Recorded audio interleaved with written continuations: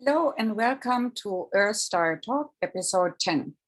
Today I was asked to talk about dragons, and it took me quite a while to find the image behind me of a dragon, which is not too fierce and not too dramatic looking, but actually looking more like how I experience them when I work with dragons. And I would like to share with you the little story I had when I was sitting at the Externsteine in Germany, the dragon stones, I call them. And three women appeared to me at those stones in Germany. And this is the story they told me. Once upon a time, there was a dragon who lived in the east of Germania Kingdom. In those times, there existed many forests and meadows full of flowers and, of course, dragon caves. The farmers coexisted peacefully with the dragons because the dragons were the ones who taught them how to sow and when to harvest, and when Grandmother Moon was shining just in the right way to do certain things. Villagers learned from the dragons how to behave towards the guardians of the holy wells from which the water of life flowed freely. They also learned how to sing and dance and be merry, because the dragons were a merry folk, and the dragons engaged in competitions in poetry and song among themselves and rarely invited the bards. Bards were humans who knew about the magic of the word and sounds and mastered them in their song and poetry. Dragons requested, as they were lovers of beauty, the daughters of farmers and villagers, to be a companion and in the entertainment, which did not harm the young ladies, because as long as they were in company of the dragons, they did not age. They learned many things during this time, and some of them became wise women of the village after they returned from the dragon's cave. One can state that the dragons were quite humorous species, always ready for a little tease and quite peaceful otherwise, because they loved Mother Earth and everything in it and on it.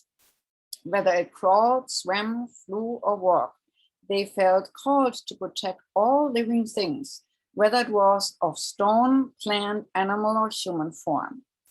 With this last species, the species of humans, it was a little bit more complicated and tricky to protect them against each other, because there were always somebody who demanded more rights and to be better treated than the others for his own gain.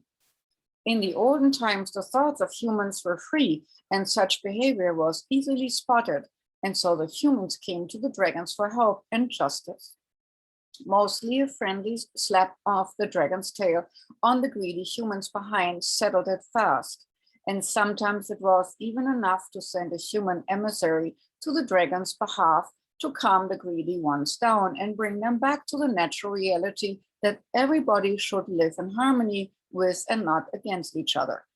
Much later, these emissaries created the Brotherhood of Honorable Knights of the Dragons, the Dragon Riders.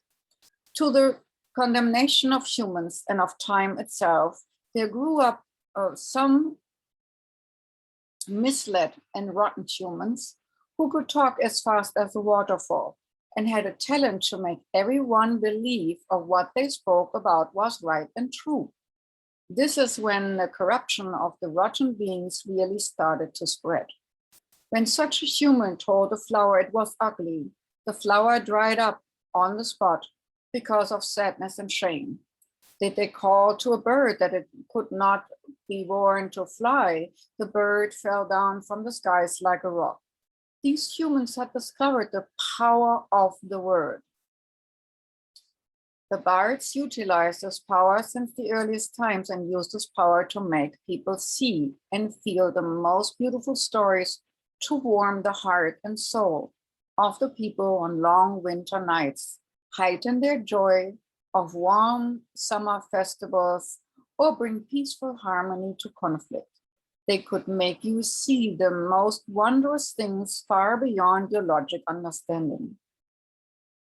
After the greedy humans now knew about the power of the word, they immediately fought against the ones who had harnessed their hunger for power and superiorities, the dragons. The dragons were pulled into a web of artificial cruelty and power play slowly, step by step. Finally, they reached their goal as one dragon turned and became the first dark one. Inside the dragons, there lived no flame of golden light anymore, but a dark emptiness, which screamed out loud to be filled. He started to hoard many things, and the farmers in his area became paupers as he suppressed them. It was so bad that the other dragons saw the need to go against him. That started the split in the dragon ranks, and even they started fighting among themselves. From these bad people sprang the knights of the dark dragons, and many of the history stories got mixed up from there. At many places, dragon slayers were revealed, and one finds saints slaying dragons still in the ancient churches. To which side belonged those, and which dragons did they slay? That, dear readers and listeners, would have to be found out by yourselves, by going within and connecting with the dragon spirits. The wisest of the dragon asked himself why the word of power could so be misused anyway, and he cited about the fact that the cosmic laws always work no matter which way one uses them. As he bowed his head to the ground to think, an icy trickle went down his spine as he saw into the future. This should be the future, full of bloody wars, hunger, flooding, volcanic eruptions, and suppression. Humans which held a black hole instead of a heart in their chest, always following an urge to fill that black hole with newly changing clothes, orgies, drugs, traumatic happenings to excite themselves.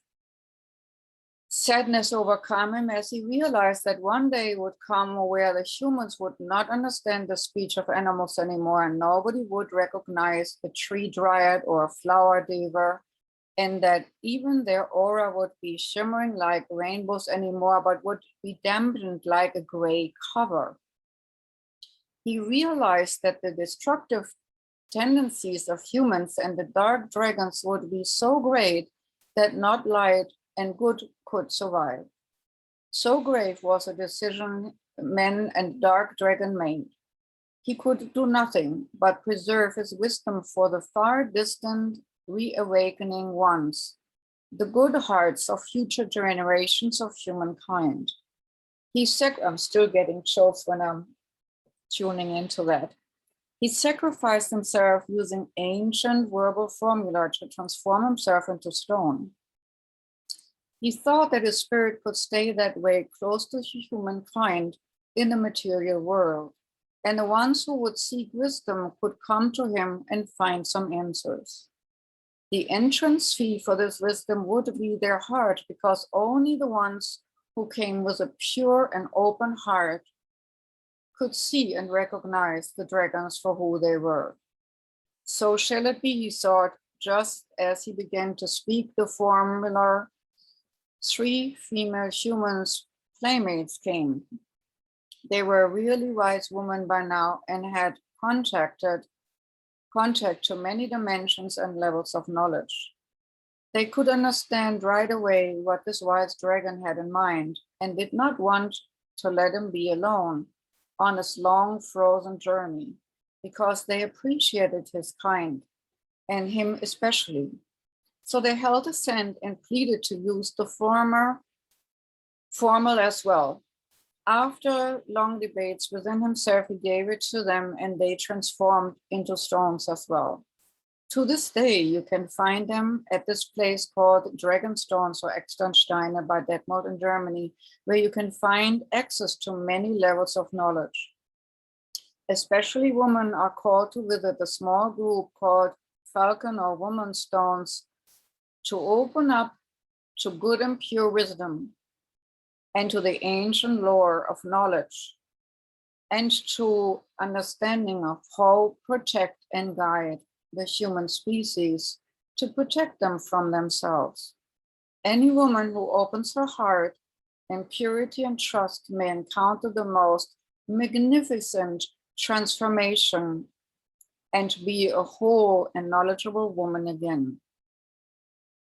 The stones are very much visited today, and a lot of people do not even know why they're attracted to it or to the stones. So let me tell you a little bit more. This story, as I read them to you, was given to me while sitting at the stones. And it was very vivid. And again, to this day, I'm getting chills thinking about it. Because when we look at it today, isn't it exactly how it happens now? So take heart who you are wanting to work with the dragons. You can do many things within the dragon body. So here are some things. As in the Celtic lore, dragons are seen as mystical beings with tremendous power. And we heard a little bit about that in the story. But there is more. We all have a multidimensional body. Right now, we're seeing the physical form, but there's also the emotional body, mental body, spirit body, and many different bodies of our soul self in many dimensions. In one of the dimensions, I was told the sixth or seventh dimension, there is our body where we can commune with the dragons. We could also call it the dragon body. It is a crystalline body, and with that we can obtain a certain multidimensional wisdom with the help of the dragon species. So even though the dragons were on this earth plane very close to us at one time, I would say fifth, fourth, and fifth dimension, you know, like ghosts, we can perceive them and they can sometimes move things, but we do not necessarily can touch them. So these beings, the dragons, could go in and out of our reality from 3D to 4D and 5D. And that's actually why the young maidens didn't age, because in a higher dimension, time and space is not flowing as it flows right now in this artificial 3D world. So when they were going into the caves or going into the hole or rift between time and space, they were not part of the law of this artificial time and also aging. So sometimes they came back way later. And oftentimes some people had already passed on and the virgin or young maiden was given, you know, to the dragon, but never reappeared. So a lot of people thought the dragon ate them. Actually, they didn't. They are in itself a very peaceful and harmonious species. But coming back to the dragon lore and how we can work with it. So when you acknowledge and wish to obtain more wisdom from the dragon world in the 6th, 7th, and 8th dimension, I would recommend to envision a crystalline, translucent dragon. And you will be transported to that dimension in your meditation. One other secret is there. If you want to be bringing harmony to war zones or harmony to conflict, you can use the dragon body by envisioning yourself inside a dragon and flying with them. That's what the dragon riders did. They merged with the dragon's harmonious consciousness of a higher dimension. And with the dragon flame, this higher frequency vibration, they were burning off darkness. Sometimes when I go into a very, very haunted house, I still use my dragon body for protection, and then energetically spout the flame of transformation to the darkest corners or to the beings who are stubborn enough, want to remain and haunt people in this 3 dimension with their meanness or darkness, or suck them in or suck them dry, which is, according to the free will law, not permitted. If a person says, you know, leave, you have no right to transform me, you have no right to suck me dry, you have no right to influence me negatively, you have no right to change my free will. You have no right to change my choices. Be gone. And they do not leave. You have the right to make them leave. And that's what the dragon body is for. This energy, this crystalline energy with this essence of flame or water or transformatory ability. So depending on what's going on in a haunted house or what's going on within a person's needing healing, I use the transformatory dragon flame, which I envision, and the darkness gets burned off. Well, I hope this is a little bit of enticement to work with dragon energies. Let me know if you want to hear more about it. Dragons are fierce beings, but they're fierce in the sense of righteousness. They're fierce in the sense of wanting to restore harmony and balance instead of discord and greed and anger and lust and frustration. So they want to bring harmony and equality within the human species again. And that's where we can call them for. All right. I wish you a great day. So this was a little bit of dragon lore and wishing you all a wonderful day. This is Claudia Granger, episode 10 with dragon energy. Bye-bye.